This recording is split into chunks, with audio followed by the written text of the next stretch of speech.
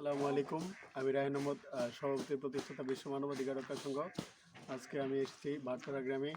ভাটপাড়া গ্রামের সকল শিশুদের মধ্যে শিক্ষার আলো ছড়িয়ে দেওয়ার জন্য কাজ চালিয়ে যাচ্ছি।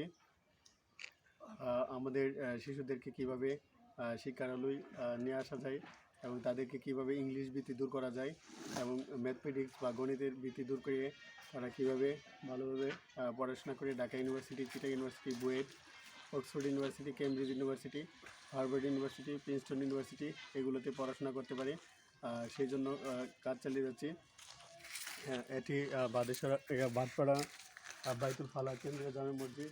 ভাটপাড়া কেন্দ্রীয় জামে মসজিদ সত্যি দৃষ্টিনন্দন একটি মসজিদ।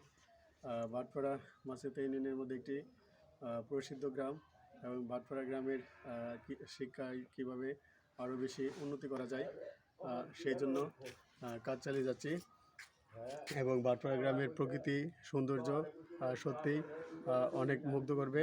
আপনারা যারা বাংলাদেশ এবং বিশ্বের সকল মানুষকে এই ভাটপাড়া গ্রামের সৌন্দর্য অবলোকন করার জন্য, উপভোগ করার জন্য, দেখার জন্য আহ্বান জানাই।